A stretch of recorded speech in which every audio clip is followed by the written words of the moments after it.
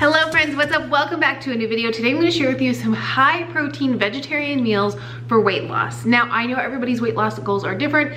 Everybody's calorie needs are different. So these are not Bible. You don't have to follow these per the recipe. Make them fit your needs, but I am going to include the calories and the protein per meal that I'm sharing with you. I have 3 awesome meals that are very few ingredients, super easy. You can whip them together in your kitchen probably in 10 minutes or less, because that's what I did. So it just depends on how fast you're moving, but these are really simple recipes. I would greatly appreciate if you give this video a huge thumbs up before we get started. Make sure you subscribe so you never miss a new foodie video by me. And now let's jump into the first recipe.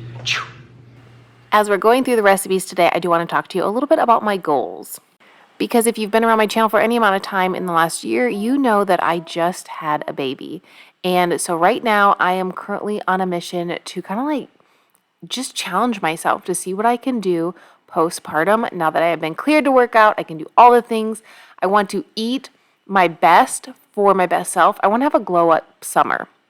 And I'm really excited to share with you some high protein vegetarian meals today that are super easy to make, very few ingredients, and you can make them so quickly.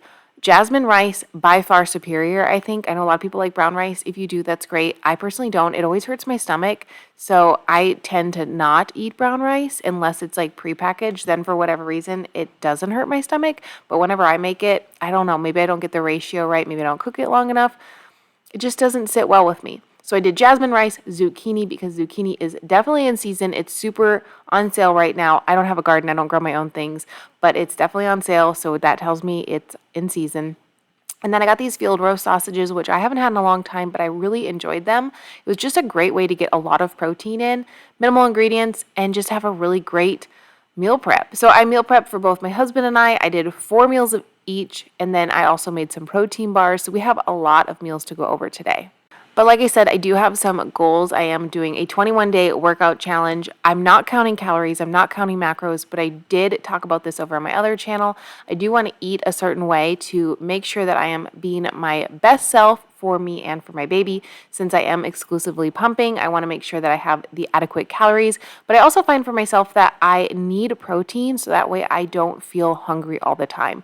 And bonus, protein is going to help me fuel myself for my workout so that way I'm getting the muscle back that I lost during pregnancy. I'm able to put muscular gains back on, and then also it'll help me during my 21-day challenge to really just impact my glow up with my body.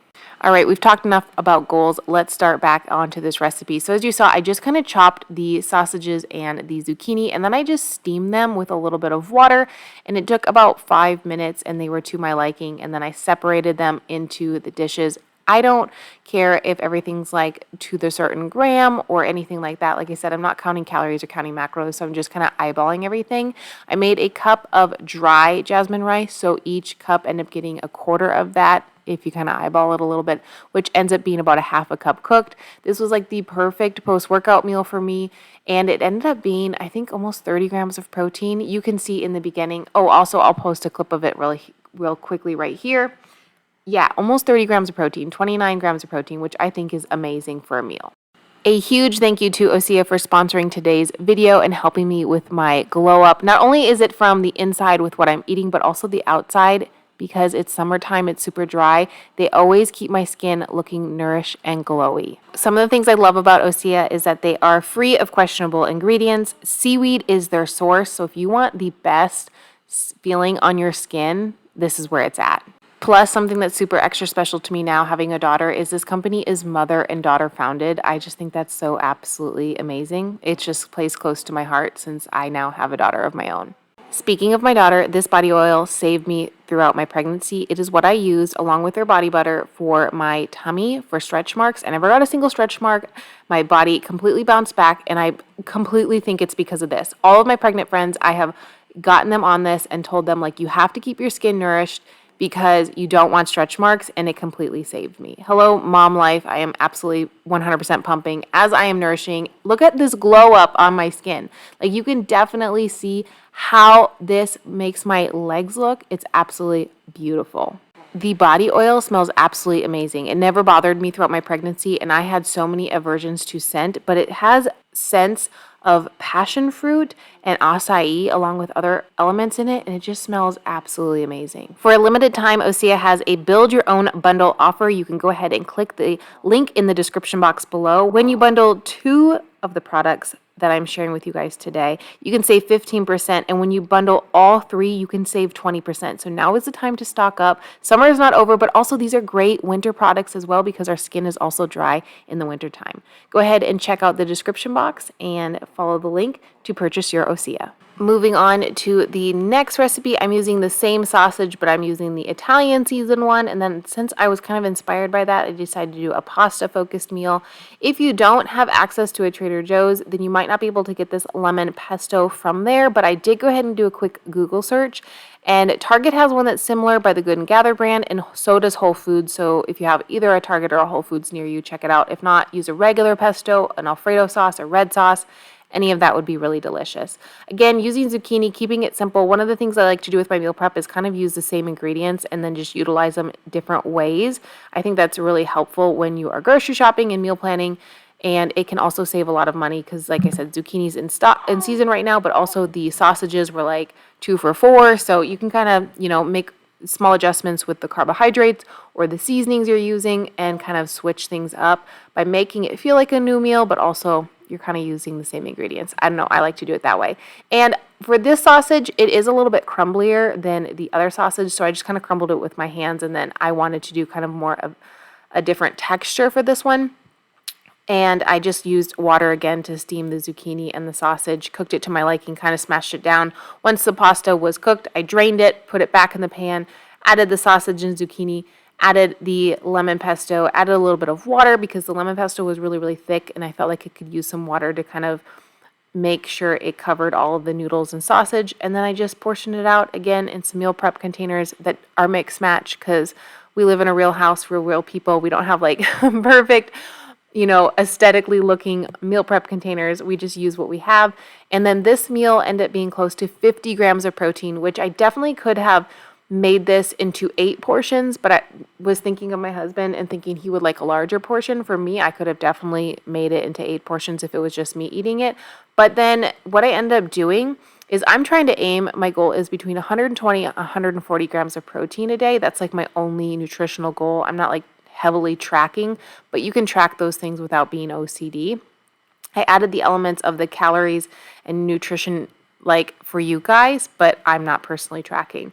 But what I like to do is, for this week, what I decided to do for these meals is you'll see another meal coming up in a little bit that's a protein bar. I had that for breakfast. It was 25 grams of protein because I served it as 4 instead of 6, which is what the recipe called for. And then I had the first meal as lunch and this meal as dinner. And just with those 3 meals, I had nearly 100 grams of protein. So all I had to do was add a protein shake post-workout, and I hit my protein goal every day, which I thought was awesome. So just some food for thought of easy ways how to track if you have certain goals for your, weight loss or for whatever. It just makes it super simple. Like I said, I added the calories and the nutrient labels kind of just for you guys, just so you guys get an eyeball and see kind of the ingredients I use and how they stack up. I went ahead and made these cashew protein bars. The original recipe called for peanut butter. I usually eat almond butter. I don't eat cashew butter, but this one didn't bother me surprisingly. Cashews always bother my stomach when I eat them, but this was perfectly fine. So I ate one and was really happy with it. Also, the nutrition label that I posted is for 6 bars. That is also how I'm going to type the recipe down below, but you can make it 4 bars if you want to, which is what I end up doing. Since I had 4 meals and 4 bars, I just thought that was simpler for me and my husband, so we could just enjoy that for a couple days versus swapping it the other way around. This original recipe does call for almond flour. I never use almond flour in my recipes just because I don't like buying it, but also my husband can't eat almonds. He's allergic. So I always use oat flour, quote unquote, always use oat flour, but I make my own. I just put it in a food processor. That's a mini one that I love. And then I don't have to buy oat flour either. So like I said, I'll type the recipe down below and add the elements that I use, because I feel like with baking or any kind of like cookie or anything, you kind of need the actual ingredients and the measurements. But this was so simple. It was just a few ingredients. I went ahead and tasted the batter and decided it wasn't quite sweet enough for my taste buds when it comes to a protein bar. So I did go ahead and add about 2 tablespoons of maple syrup, and that was perfect. And then I only added about a tablespoon of mini chocolate chips on the top just because it looked really pretty and they tasted really, really good.